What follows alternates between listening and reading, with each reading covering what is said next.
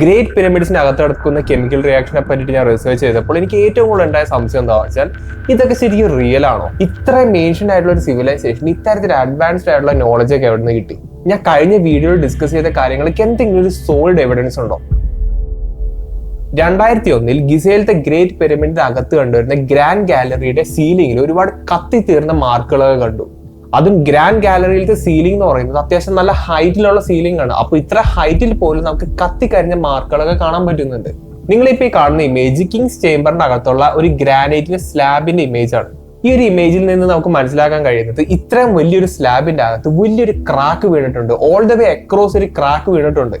അതിനോടൊപ്പം കിങ്സ് ചേംബറിനകത്ത് കണ്ടുവരുന്ന ഗ്രാനൈറ്റ്സിന്റെ ബ്ലോക്ക് അതിന്റെ ഒറിജിനൽ പൊസിഷനിൽ നിന്ന് ഏകദേശം 1 ഇഞ്ചോളം അകത്തോട്ട് നീങ്ങിപ്പോയിട്ടുണ്ട്. ഇത് ചെറിയ ബ്ലോക്കുകളുടെ കാര്യമല്ല ഞാൻ പറയുന്നത്. ഏകദേശം 500 to 1000 ടൺ വരെ എഫക്റ്റീവ് വെയിറ്റ് വരുന്ന ബ്ലോക്കുകൾ ഇങ്ങനെ നീങ്ങിപ്പോയി എന്നാണ് ഞാൻ പറയുന്നത്. കിങ്സ് ചേംബർ എന്ന് പറയുന്നത് അത്യാവശ്യം ചെറിയൊരു സ്പേസ് ആണ്. അതും കിങ്സ് ചേംബറിലേക്ക് എത്തിപ്പെടാനുള്ള സ്പേസ് എന്ന് പറയുന്നത് അതിനേലും ചെറുതാണ്. ഇത്ര ചെറിയൊരു സ്ഥലത്ത് ഇത്രയും ഭാരമുള്ള ഒരു ഗ്രാനൈറ്റിന്റെ ബ്ലോക്ക് നീക്കാന്ന് പറഞ്ഞു കഴിഞ്ഞാൽ ശരിക്കും അമാനുഷികമായിട്ടുള്ള ശക്തി വേണ്ടി വരും. അപ്പൊ ഇത്തരം സിറ്റുവേഷനിൽ ഇത്രയും ചെറിയൊരു റൂമിന്റെ അകത്ത് കണ്ടുവരുന്ന ഇത്രയും ഭാരമുള്ള ഒരു പാറ അത് അതിന്റെ ഒറിജിനൽ പൊസിഷനിൽ നീങ്ങണമെങ്കിൽ എന്തോ വലിയതായിട്ട് അവിടെ സംഭവിച്ചിട്ടുണ്ടായിരിക്കണം. കഴിഞ്ഞ വീഡിയോയിൽ ക്വീൻസ് ചേംബറിന്റെ ഇരുവശത്തായിട്ട് അതിന്റെ നോർത്തിൽ നിന്ന് സൗത്തിലായിട്ട് ചെറിയ ചാനൽസ് നമുക്ക് കാണാൻ പറ്റുന്ന ഞാൻ പറഞ്ഞായിരുന്നു. ആ ചാനൽസിന്റെ അകത്തുള്ള ഭിത്തിയിലത്തെ കെമിക്കൽ കോമ്പോസിഷൻ നമ്മൾ ടെസ്റ്റ് ചെയ്ത് നോക്കിയപ്പോൾ സിങ്ക് ക്ലോറൈഡും ഈ പറയുന്ന ഹൈഡ്രജൻ ക്ലോറൈഡും കിട്ടിയതായിട്ട് ഞാൻ പറയുന്നുണ്ട്. പക്ഷെ ഡീറ്റെയിൽ സ്റ്റഡി എന്നാണ് പറയുന്നത് വെച്ചാൽ സദേൺ ഷാഫ്റ്റിന്റെ അത് ഈ പറയുന്ന ഹൈഡ്രജൻ ക്ലോറൈഡിനോടൊപ്പം തന്നെ ചെറിയ രീതിയിലുള്ള കോൺസെൻട്രേറ്റഡ് സൾഫ്യൂരിക് ആസിഡ് കണ്ടുപിടിച്ചിട്ടുണ്ട്. അതിനോടൊപ്പം നോർത്തേൺ ഷാഫ്റ്റിനകത്ത് സിങ്ക് ക്ലോറൈഡിനോടൊപ്പം തന്നെ അമോണിയം ക്ലോറൈഡ് നമ്മൾ കണ്ടുപിടിച്ചിട്ടുണ്ട്. ഇത് നല്ല കുഴപ്പമില്ലാത്ത കെമിക്കൽസ് തന്നെയാണ്. ഇത് ഹൈഡ്രേറ്റ് ചെയ്ത് മിക്സ് ചെയ്ത് കഴിഞ്ഞാൽ നമുക്ക് അവിടെ ഹൈഡ്രജൻ ഒക്കെ പ്രൊഡ്യൂസ് ചെയ്യാൻ പറ്റും. പക്ഷെ ചെറിയൊരു കുഴപ്പം എന്താ വെച്ചാൽ ഇവിടെ സൾഫ്യൂരിക് ആസിഡും അമോണിയം ക്ലോറൈഡും കൂടി മിക്സ് ചെയ്യുകയാണെങ്കിൽ അവിടെ വളരെ എക്സ്പ്ലോസീവ് ആയിട്ടുള്ള ഒരു റിയാക്ഷൻ ആയിരിക്കും സംഭവിക്കുക. അതായത് പൊട്ടിത്തെറിക്കും. പിരമിഡിന്റെ അകം വളരെ ക്ലോസ്ഡ് ആയിട്ടുള്ള ഒരു ചേംബർ ആയതുകൊണ്ട് പിരമിഡിന്റെ സ്ട്രക്ചർ അത്തരത്തിലുള്ള ഒരു സ്ട്രക്ചർ ആയതുകൊണ്ട് തന്നെ ഈ പൊട്ടിത്തെറി എന്തായാലും പിരമിഡിനെ മൊത്തത്തിൽ എഫക്ട് ചെയ്യില്ല. പക്ഷേ ഈ എക്സ്പ്ലോഷന്റെ എഫക്ട് അത്യാവശ്യം ഇന്റൻസ് ആയതുകൊണ്ട് തന്നെ അതിന്റെ എഫക്ട് ഈ ഗ്രാൻഡ് ഗാലറിയിലായിക്കോട്ടെ കിങ്സ് ചേംബറിലായിക്കോട്ടെ, അതായത് കഴിഞ്ഞ വീഡിയോയിൽ പറഞ്ഞ പോലെ തന്നെ ഹൈഡ്രജൻ എവിടേക്ക് ഇങ്ങനെ പ്രഷറൈസ്ഡ് ആയിട്ട് നിൽക്കുന്നുണ്ടോ അവിടേക്ക് എഫക്ട് ചെയ്യാൻ സാധ്യതയുണ്ട്. ചിലപ്പോ അങ്ങനത്തെ ഒരു അൺകൺട്രോൾ എക്സ്പ്ലോഷന്റെ ഒരു റിസൾട്ടന്റ് ആയിരിക്കാം ഈ പറയുന്ന ഗ്രാൻഡ് ഗാലറിയിലത്തെ സീലിംഗിൽ കണ്ടുവരുന്ന ആ ഒരു തീ പിടിച്ച പാടും കിങ്സ് ചേംബറിന്റെ അകത്തുള്ള ഗ്രാനൈറ്റിന്റെ ക്രാക്കും 500 to 1000 ടൺ വരെ ഭാരം വരുന്ന ഗ്രാനൈറ്റിന്റെ ബ്ലോക്കിങ്ങിന് നീങ്ങാനും കാരണം. ഗ്രാനൈറ്റ് ബ്ലോക്കിൽ കണ്ടുവരുന്ന ഈ ഒരു ക്രാക്കിന്റെ കാരണക്കാരൻ ഒരു ഭൂമിയിലുക്കാണെന്നാണ് ഒരുപാട് ആൾക്കാർ വിശ്വസിച്ചിരുന്നത്. പക്ഷേ ഇതിപ്പോ ഒരു എർത്ത് കാണുന്നുണ്ടെങ്കിൽ പിരമിഡ്സിന്റെ മറ്റ് ഭാഗങ്ങളിൽ ഇത് എഫക്ട് ചെയ്തിരിക്കണം. പക്ഷെ വേറൊരിടത്തും ഒരു രീതിയിലുള്ള ക്രാക്കും കാണാൻ കഴിയുന്നില്ല. ക്വീൻസ് ചേംബറിൽ നടക്കുന്ന കെമിക്കൽ റിയാക്ഷന്റെ റിസൾട്ടന്റ് ആയിട്ടുള്ള ഹൈഡ്രജൻ, അതായത് പ്രഷറൈസ്ഡ് ആയിട്ടുള്ള ഹൈഡ്രജൻ ഗ്യാസ് എവിടേക്കാണോ കോൺസെൻട്രേറ്റ് ചെയ്ത് നിൽക്കുന്നത് അവിടെ മാത്രമാണ് ഇത്തരത്തിലുള്ള ക്യാരക്ടറിസ്റ്റിക്സ് നമുക്ക് കാണാൻ പറ്റുന്നുള്ളൂ. ക്വീൻസ് ചേംബറിലേക്ക് പോകുന്ന സദേൺ ഷാഫ്റ്റ് ഡിസ്കവർ ചെയ്യുന്ന ഒരു സമയത്ത് ആ ഒരു ചെറിയ പാസേജ് മൊത്തത്തിൽ 1 ഇഞ്ച് കട്ടിയിൽ ഉപ്പ് കണ്ടുപിടിച്ചിട്ടുണ്ടായിരുന്നു. ഇങ്ങനത്തെ ഒരു സിറ്റുവേഷൻ അവിടെ സംഭവിക്കണമെങ്കിൽ അവിടെ ഒരേ ഒരു റീസൺ ഉള്ളൂ, അതായത് അതൊരു കെമിക്കൽ റിയാക്ഷന്റെ ഒരു പാർട്ട് മാത്രമായിരുന്നു. അതായിരിക്കാം സദേൺ ഷാഫ്റ്റ് നമ്മൾ ആദ്യമായിട്ട് ഡിസ്കവർ ചെയ്തപ്പോൾ ഇത്തരത്തിലുള്ള ഉപ്പിന്റെ കട്ട നമുക്ക് കണ്ടുപിടിക്കാൻ പറ്റിയത്. ഏതൊരു ഈജിപ്ഷ്യൻ ആർക്കിയോളജിസ്റ്റിന്റെ അടുത്ത് പിരമിഡ്സ് എപ്പോഴാണ് പണിതെന്ന് ചോദിച്ചു കഴിഞ്ഞാൽ അവരൊരു 4500, 5000, 5500 അങ്ങനെയൊക്കെ ആയിരിക്കും പറയുന്നത്. ഈ ഒരു വർഷക്കണക്ക് അവർക്ക് കിട്ടിയത് ഈജിപ്ഷ്യൻ കൾച്ചറൊക്കെ നോക്കിയിട്ടാണ്, അതായത് ഏൻഷ്യൻ ഈജിപ്ഷ്യൻ കൾച്ചറൊക്കെ നോക്കിയിട്ടാണ് ശരിക്കും ഈ ഒരു 4500 വർഷം എന്നുള്ളത് അവർ സെറ്റ് ചെയ്ത് വെച്ചിരിക്കുന്നത്. പിരമിഡ്സ് മുഴുവൻ ഉണ്ടാക്കിയിരിക്കുന്നത് ലൈം സ്റ്റോൺസ്, ഗ്രാനൈറ്റ്സ് ഉപയോഗിച്ചിട്ടാണ്. അപ്പൊ ലൈം സ്റ്റോൺസിനെ നമുക്ക് ഒരിക്കലും കാർബൺ ഡേറ്റ് ചെയ്ത് അതിന്റെ പ്രായം കണ്ടുപിടിക്കാൻ പറ്റില്ല. അതുകൊണ്ട് തന്നെ നമ്മളിപ്പോ ഈ കണ്ടുകൊണ്ടിരിക്കുന്ന പിരമിഡ്സിന്റെ പ്രായം എന്താണെന്നുള്ളത് ശരിക്കും നമുക്ക് പറയാൻ പറ്റിയിട്ടില്ല ഇതുവരെയായിട്ട്. ഏൻഷ്യന്റ് ഈജിപ്ഷ്യൻസിനെ പറ്റിയിട്ട് ഞാൻ ഒരുപാട് പഠിച്ചിട്ടുണ്ട്, ഒരുപാട് മനസ്സിലാക്കാൻ ശ്രമിച്ചിട്ടുണ്ട്. അപ്പൊ എനിക്ക് മനസ്സിലായ ഒരു കാര്യം എന്താ വെച്ചാൽ അവര് എല്ലാ സംഭവങ്ങളും റെക്കോർഡ് ചെയ്ത് വെക്കും. ഇപ്പൊ എന്തെങ്കിലും കൾച്ചറൽ ഇവന്റ് ഉണ്ടെങ്കിൽ അവരിങ്ങനെ റെക്കോർഡ് ചെയ്ത് വെക്കും. ഇപ്പൊ എന്തെങ്കിലും ബിൽഡിംഗ് പണിയുകയാണെങ്കിൽ അതിനെ പറ്റിയിട്ട് റെക്കോർഡ്. ഈ റെക്കോർഡ് ഉദ്ദേശിക്കുന്നത് ഹൈറോഗ്ലിഫിക്സിലൂടെയും പിന്നെ ചിത്രങ്ങളിലൂടെ അവരിങ്ങനെ കൊത്തി വെക്കുന്നതാണ് ഞാൻ പറയുന്നത്. പക്ഷെ ഏൻഷ്യൻ ഈജിപ്ഷ്യൻ ടെക്സ്റ്റുകളോ ഹൈറോഗ്ലിഫ്സോ ടൈൽസോ ഒക്കെ എടുത്ത് നോക്കിക്കഴിഞ്ഞാൽ നമുക്ക് ഒരിടത്തും ഈ പറയുന്ന ഇലക്ട്രിസിറ്റി ജനറേറ്റ് ചെയ്യുന്നതോ പവർ ജനറേറ്റ് ചെയ്യുന്നതോ അങ്ങനെ ഒരു സംഭവം നമുക്ക് കാണാൻ കഴിയില്ല. അത് ഗ്രേറ്റ് പിരമിഡിനകത്ത് ഹൈറോഗ്ലിഫ്സ് പോയിട്ട് ഒരു സാധനം പോലും നമുക്ക് അവിടെ നിന്ന് കണ്ടുപിടിക്കാൻ പറ്റിയിട്ടില്ല. അപ്പൊ എന്തുകൊണ്ടാണ് ഏൻഷ്യൻ ഈജിപ്ഷ്യൻസ് ഇത്തരത്തിലുള്ള കാര്യങ്ങളൊന്നും ഒരിടത്ത് റെക്കോർഡ് ചെയ്യേണ്ടിരുന്നത്? ഒരു 11,000-12,000 വർഷങ്ങൾക്ക് മുമ്പ് നമ്മുടെ ഭൂമി ഇതേപോലെ അല്ലായിരുന്നു. നമ്മുടെ ഭൂമിയിലെ സർഫസിന്റെ 30% ഐസ് ആയിരുന്നു. അതായത് ഈ ഒരു കാലഘട്ടത്തെയാണ് നമ്മൾ ഐസ് ഏജ് എന്ന് പറയുന്നത്. ഈ ഒരു കാലഘട്ടത്തിൽ നമ്മുടെ ഭൂമിയുടെ ടെമ്പറേച്ചർ വളരെയധികം കുറവായിരുന്നു. ഇവിടുത്തെ ക്ലൈമറ്റ് ഒക്കെ വളരെ ഡിഫറെന്റ് ആയിരുന്നു. ടെമ്പറേച്ചർ കുറവായതുകൊണ്ട് തന്നെ ഇവിടുത്തെ ഫ്രഷ് വാട്ടേഴ്സ് എല്ലാം ഇങ്ങനെ ഐസ് ആയിരുന്നു, അതായത് കട്ട പിടിച്ചിങ്ങനെ നിൽക്കുകയായിരുന്നു. അങ്ങനെ വളരെ ഡിഫറെന്റ് ആയിട്ടുള്ള ഒരു ലോകമായിരുന്നു ഒരു 11,000-12,000 വർഷങ്ങൾക്ക് മുമ്പ്. നിങ്ങൾ കൊറോണൽ മാസ് ഇജക്ഷൻ എന്ന് കേട്ടിട്ടില്ലേ? അതായത് സൂര്യനിൽ നിന്ന് വരുന്ന വലിയ സോളാർ ഫ്ലെയറുകളെയാണ് നമ്മൾ CME എന്ന് പറയുന്നത്. ഈ ഒരു ഇവന്റ് വളരെ ചെറുതായിട്ട് വരാൻ പറ്റും, വളരെയധികം പവർഫുൾ ആയിട്ട് ഇങ്ങനെ വരാൻ പറ്റും. അങ്ങനെ ഒരു ഗ്രൂപ്പ് സയന്റിസ്റ്റുമാരെ ഏകദേശം 11,500 വർഷങ്ങൾക്ക് മുമ്പ് നമ്മുടെ ഭൂമി എക്സ്പീരിയൻസ് ചെയ്തതിൽ വെച്ച് ഏറ്റവും വലിയ കൊറോണൽ മാസ് ഇജക്ഷൻ സംഭവിച്ച ഒരു വർഷമാണെന്നാണ് പറയുന്നത്.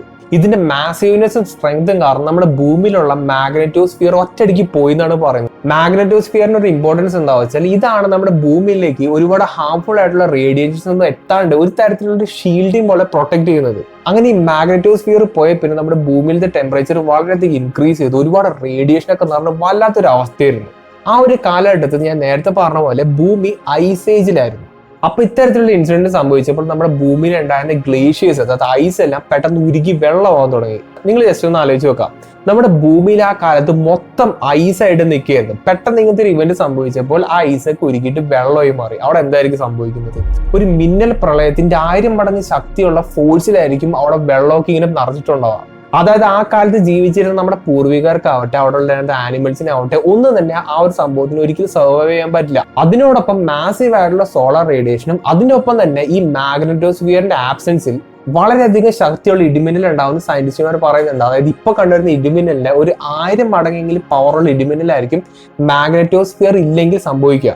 അപ്പൊ ഇത്തരത്തിലുള്ള സിറ്റുവേഷനിൽ ഒരു ജീവജാലങ്ങൾക്ക് നമ്മുടെ ഭൂമിയിൽ സർവൈവ് ചെയ്യാൻ കഴിയില്ല. അപ്പൊ സർവൈവ് ചെയ്യാൻ കഴിയണമെങ്കിൽ എവിടെയെങ്കിലും ഒളിച്ചു കയറി നിൽക്കാൻ പറ്റിയാൽ മാത്രമാണ് മനുഷ്യർക്കായിക്കോട്ടെ, ആനിമൽസിനായിക്കോട്ടെ, എന്തിനു വേണമെങ്കിലും സർവൈവ് ചെയ്യാൻ പറ്റുള്ളൂ. ഇതിനു മുമ്പ് ഞാൻ വീഡിയോസിൽ പറയാറുണ്ട്, ഭൂമി എന്ന് പറയുന്നത് ലൈഫ് സസ്റ്റെയിൻ ചെയ്യാൻ പറ്റിയൊരു പ്ലാനറ്റ് അല്ല, വളരെയധികം അൺസർട്ടൺ ആയിട്ടുള്ള ഒരു പ്ലാനറ്റ് തന്നെയാണ്. അപ്പൊ നിങ്ങൾക്ക് ചോദിക്കാൻ പറ്റും, ഈ പണ്ട് കിടന്ന കാര്യങ്ങളും പിരമിഡ്സുമായിട്ട് എന്താണ് ബന്ധം? കഴിഞ്ഞ വീഡിയോ ഞാൻ പറഞ്ഞായിരുന്നു, പിരമിഡ്സും ഓറിയോൺ എന്ന് പറഞ്ഞ കോൺസ്റ്റലേഷനും വളരെയധികം അലൈൻഡ് ആണെന്നത്. അത് പെർഫെക്റ്റ്ലി അലൈൻഡ് അല്ല, ചെറിയ രീതിയിലുള്ള മിസ് അലൈൻമെന്റ് ഉണ്ട്. ആ മിസ് അലൈൻമെന്റ് നമ്മൾ ഡേറ്റ് നോക്കുകയാണെങ്കിൽ 13,500ഓളം വർഷങ്ങൾക്ക് മുമ്പെയാണ് നമ്മുടെ പിരമിഡ്സ് പണി തീർത്തിട്ടുണ്ടാവുക. അതും പിരമിഡ്സിന്റെ തൊട്ട് മുന്നേ തന്നെ ഒരു പൂച്ച ഇരിക്കുന്ന ഒരു സ്ട്രക്ചർ നിങ്ങൾ ശ്രദ്ധിച്ചിട്ടുണ്ടാവും. ഇതിന്റെ പേര് സ്വിങ്സ് എന്നാണ്. അതിന്റെ പ്രൊനൗൺസിയേഷൻ ഒന്നും എനിക്കറിയില്ല, സ്പെല്ലിംഗ് ഞാൻ താഴെ കൊടുത്തേക്കാം. പോട്ടെ, നമുക്ക് ഇതിനെ പൂച്ച എന്ന് വിളിക്കാം. അപ്പൊ ഈ പൂച്ച ഫേസ് ചെയ്തിരിക്കുന്നത് ഈസ്റ്റിലോട്ടാണ്. 13,500 വർഷങ്ങൾക്ക് മുമ്പ് ഒരു ഇക്വിനോക്സ് ദിവസം ഈ പൂച്ച ഫേസ് ചെയ്തിരിക്കുന്ന ഡയറക്ഷനിലേക്ക് നമുക്ക് നോക്കിക്കഴിഞ്ഞാൽ ലിയോ എന്ന് പറയുന്ന കോൺസ്റ്റലേഷൻ ആയിരിക്കും നമുക്ക് കാണാൻ കഴിയുക. അതും അങ്ങോട്ട് അലൈൻ ചെയ്ത് ഇങ്ങോട്ട് അലൈൻ ചെയ്ത് അത് നോക്കിയിരിക്കുന്ന ആ ഒരു ഡയറക്ഷനിൽ എവിടെയെങ്കിലും അല്ല കാണുന്നത്, പെർഫെക്റ്റ്ലി സ്ട്രെയിറ്റ് ആയിട്ട് നോക്കുകയാണെങ്കിൽ ലിയോ എന്ന് പറയുന്ന ഒരു കോൺസ്റ്റലേഷൻ നമുക്ക് കാണാൻ പറ്റും. പിരമിഡ്സ് ഈ പൂജയ്ക്ക് ഇത്രയും വർഷങ്ങൾ പഴക്കമുള്ള സ്ട്രക്ചേഴ്സ് ആയതുകൊണ്ട് തന്നെ ഒരുപാട് ക്ലൈമറ്റ് എഫക്റ്റ് ഒക്കെ ഇതിനെ എഫക്ട് ചെയ്തിട്ടുണ്ടാവും. അതായത് കാറ്റ്, വിൻഡ് ഇറോഷൻ, അങ്ങനെയുള്ള ഒരുപാട് സംഭവങ്ങളൊക്കെ ഇതിന്റെ സ്ട്രക്ചറലി എഫക്ട് ചെയ്തിട്ടുണ്ടാവും. അതിന്റെ എഫക്ട്സ് എല്ലാം നമുക്ക് ഇതിനെ നോക്കിയാൽ തന്നെ മനസ്സിലാവും. അതായത് ഒരുപാട് ഇറോഷനും കാര്യങ്ങളൊക്കെ ഇത് നോക്കിയാൽ തന്നെ മനസ്സിലാവും. പക്ഷേ ഈ പൂച്ചയുടെ കാൽഭാഗം നോക്കുകയാണെങ്കിലും അല്ലെങ്കിൽ ഈ പൂച്ച ഇരിക്കുന്ന ഒരു പ്ലാറ്റ്ഫോം നോക്കുകയാണെങ്കിലും വളരെയധികം ഇന്റൻസ് ആയിട്ടുള്ള വാട്ടർ ഇറോഷന്റെ ഒരു സൈൻസ് നമുക്ക് കാണാൻ പറ്റും. അതായത് വളരെ ഡീപ്പ് ആയിട്ടുള്ള ഗ്രൂസും കാര്യങ്ങളൊക്കെ ഇവിടെ കാണാൻ പറ്റും. അതും ഈജിപ്റ്റോളജിസ്റ്റ് ഒക്കെ പറയുന്ന പോലെ 4,500, 5,000, 5,500 വർഷങ്ങൾക്ക് മുമ്പ് ഈജിപ്റ്റ് എന്ന് പറയുന്നത് വളരെയധികം ഡ്രൈ ആയിട്ടുള്ള ഒരു സ്ഥലമായിരുന്നു. അപ്പൊ ഇത്രയും വരണ്ടെടുക്കുന്ന സ്ഥലത്ത് ഇത്തരത്തിലുള്ള വാട്ടർ ഇറോഷൻ സംഭവിക്കാൻ യാതൊരു രീതിയിലുള്ള സാധ്യത നമുക്ക് കാണാൻ പറ്റുന്നില്ല. അതും ഈ പൂച്ചയുടെ കാൽഭാഗത്ത് കണ്ടുവരുന്ന വാട്ടർ ഇറോഷന്റെ മാർക്ക് എന്ന് പറയുന്നത് നല്ല രീതിയിലുള്ള വയലന്റ് ഫ്ലഡിന്റെ മാർക്ക് തന്നെയാണ്. അതായത് വെള്ളം പയ്യാവഴിയുടെ തട്ടിപ്പോകുന്ന മാർക്കല്ല, വളരെ സ്ട്രോങ് ആയിട്ടുള്ളതും വളരെ വയലന്റ് ആയിട്ടുള്ള ഒരു വാട്ടർ ഇറോഷന്റെ ഒരു മാർക്ക് ക്ലിയർലി നമ്മുടെ കൺമുന്നിൽ തന്നെയാണ് ഇങ്ങനെ ഇരിക്കുന്നത്.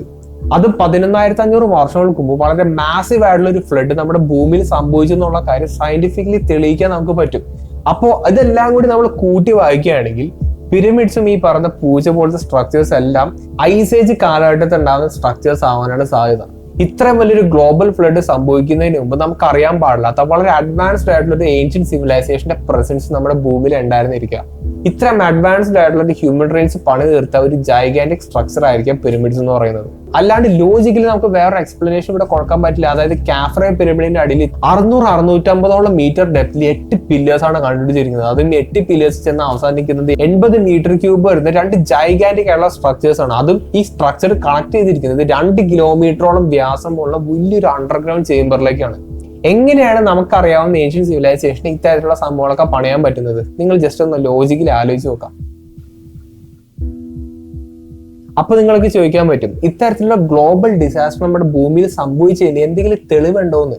ഈ പറയുന്ന പോലെ നമ്മുടെ ലോകം മുഴുവൻ ഫ്ലഡ് ആവണമെങ്കിൽ അതിന് എന്തെങ്കിലും ഒരു തെളിവ് എനിക്ക് തരാൻ പറ്റുമോ എന്ന് നിങ്ങൾക്ക് ചോദിക്കാൻ പറ്റും. എൻ്റെ ഒരു തെളിവുണ്ട്. നമുക്ക് എല്ലാവർക്കും അറിയുന്ന ഒരു കാര്യമാണ്, ഗ്ലാസ് ഉണ്ടാക്കുന്നത് കല്ലുകളിൽ നിന്നാണ്. അതായത് കല്ല് എക്സ്ട്രീം ടെമ്പറേച്ചറിലേക്ക് നമ്മൾ കൊണ്ടുപോകുമ്പോൾ അത് തനിയെ ഗ്ലാസ് ആയിട്ട് മാറും. നിങ്ങളിപ്പോ കാണുന്നത് ഏകദേശം 11,500 12,000 വർഷങ്ങൾക്ക് മുമ്പേ ഉള്ള ഒരു ഗ്ലാസ് സ്പെസിമെൻ ആണ്. ഗ്ലാസ് ഉണ്ടാക്കിയെടുക്കാൻ എക്സ്ട്രീം ടെമ്പറേച്ചേഴ്സിന്റെ ആവശ്യമുണ്ട്. അതായത് നമ്മുടെ ഭൂമിയിൽ നാച്ചുറലി അത്തരത്തിലുള്ള ടെമ്പറേച്ചർ ഒരിക്കലും പ്രൊഡ്യൂസ് ചെയ്യാൻ പറ്റില്ല. പക്ഷെ 11,500 വർഷങ്ങൾക്ക് മുമ്പ് ഇത്തരത്തിലുള്ള മാസീവ് ആയിട്ടുള്ള കൊറോണൽ മാസ് ഇജക്ഷൻ സംഭവിച്ചപ്പോൾ നമ്മുടെ ഭൂമിയിലുള്ള മാഗ്നറ്റോസ്ഫിയർ പോവുകയും അതിന്റെ റിസൾട്ട് ആയിട്ട് ഇപ്പൊ നമുക്ക് കിട്ടിക്കൊണ്ടിരിക്കുന്ന ഇടിമിന്നലിന്റെ 1000 മടങ്ങോളം ശക്തിയുള്ള ഇടിമിന്നലായിരിക്കും ആ ഒരു സമയത്ത് കിട്ടിക്കൊണ്ടിരിക്കുക. ഇത്ര ശക്തിയുള്ള ഇടിമിന്നൽ നമ്മുടെ ഭൂമിയിൽ ഏറ്റതുകൊണ്ടാണ് ഇത്രയും വർഷം പഴക്കമുള്ള ഗ്ലാസ് സ്പെസിമെൻ നമുക്ക് കാണാൻ പറ്റുന്നത്. അങ്ങനെ ഒരുപാട് തെളിവുകൾ നമ്മുടെ ഭൂമിയിലുണ്ട്. അങ്ങനെ മോഡേൺ ഹ്യൂമാനിറ്റി അവെയർ അല്ലാത്ത വളരെ അഡ്വാൻസ്ഡ് ആയിട്ടുള്ള ഒരു ഏൻഷ്യന്റ് സിവിലൈസേഷന്റെ പ്രസൻസ് നമ്മുടെ ഭൂമിയിൽ ഉണ്ടെന്നുള്ളതിന്റെ ഏറ്റവും വലിയൊരു തെളിവാണ് ഗ്രേറ്റ് പിരമിഡ്സ് എന്ന് പറയുന്നത്. ഈ ഒരു ഇവന്റ് കാരണം അവർ നമ്മുടെ ഭൂമിയിൽ നിന്ന് പൂർണ്ണമായിട്ട് പോവുകയും ആ ഒരു ഇവന്റ് സർവൈവ് ചെയ്ത മനുഷ്യർ ഒരുപാട് വർഷങ്ങൾ കൊണ്ട് മൾട്ടിപ്ലൈ ആവുകയും പയ്യെ നമ്മുടെ ലോകം മുഴുവൻ ഇങ്ങനെ സ്പ്രെഡ് ആയിട്ടുണ്ടാവും. അങ്ങനെ ചെറിയൊരു ഗ്രൂപ്പ് ആൾക്കാർ ഈജിപ്തിൽ നിന്ന് പെട്ടിട്ടുണ്ടാവാം. അങ്ങനെ അവർ ഈ പിരമിഡ്സ് കാണുകയും ഒരുപാട് വർഷങ്ങൾ കൊണ്ട് അവർ ഈ പിരമിഡ്സിന്റെ റിച്വലിസ്റ്റിക് ആയിട്ടുള്ള സെറിമോണിയൽ ആയിട്ടുള്ള കാര്യങ്ങളൊക്കെ ഉപയോഗിച്ചിട്ടുണ്ടാവും. അതുകൊണ്ടായിരിക്കാം നമുക്കൊരു ഒറ്റ ഏൻഷ്യന്റ് ടെക്സ്റ്റുകളിൽ പോലും പിരമിഡ്സ് എന്തിനാണ് പണിതത്, എന്തുകൊണ്ടാണ് ഇത്തരത്തിലുള്ള ടെക്നോളജിക്കൽ അഡ്വാൻസ്മെന്റ്സ് ഒന്നും ഏൻഷ്യന്റ് ഈജിപ്ഷ്യൻസിന് ഒന്നും കൊടുക്കാത്തത്, എങ്ങനെയാണ് പിരമിഡ്സിന്റെ അകത്ത് ഇത്തരത്തിലുള്ള സയന്റിഫിക് ആയിട്ടുള്ള കാൽക്കുലേഷൻസ് കാര്യങ്ങളൊക്കെ വരാൻ കാരണം, ഇതിനെല്ലാത്തിനും ഉത്തരം മിക്കവാറും ഞാനിപ്പോ ഈ പറഞ്ഞൊരു സ്റ്റോറി ആയിരിക്കാനാണ് സാധ്യത. അതും റീസൺ ആയിട്ട് ഇത്തരത്തിലുള്ള കാര്യങ്ങളൊക്കെ നമ്മൾ കണ്ടുപിടിച്ച സ്ഥിതിക്ക് നമുക്ക് ഒരുപാട് കാര്യങ്ങളൊക്കെ റീതിങ്ക് ചെയ്യേണ്ടിയിരിക്കുന്ന സമയം കഴിഞ്ഞു. ഇതിന്റെ ഒരു കണ്ടിന്യൂഷൻ എന്ന പോലെ തന്നെ അടുത്ത വീഡിയോയിൽ കുറച്ചും കൂടി ഡീറ്റെയിൽ ആയിട്ടുള്ള കാര്യങ്ങൾ ഞാൻ പറഞ്ഞുതരാം. പിരമിഡ്സ് മാത്രമല്ല, നമ്മുടെ ലോകത്തുള്ള പല കൾച്ചേഴ്സും പിരമിഡ്സുമായിട്ട് ലിങ്ക്ഡ് ആണെന്നുള്ള കാര്യങ്ങളൊക്കെ ഞാൻ ശരിക്കും അത് തെളിയിച്ചു തരാം. ബാക്കി കാര്യങ്ങളെല്ലാം ഞാൻ അടുത്ത വീഡിയോയിൽ പറയാം. ഒരുപാട് നാളത്തിന്റെ റിസർച്ച് ആണ് നിങ്ങൾ ഇപ്പൊ ഈ കേട്ടോണ്ടിരിക്കുന്നത്. അപ്പോൾ ആ ഒരു വീഡിയോ നമുക്ക് കാണാം.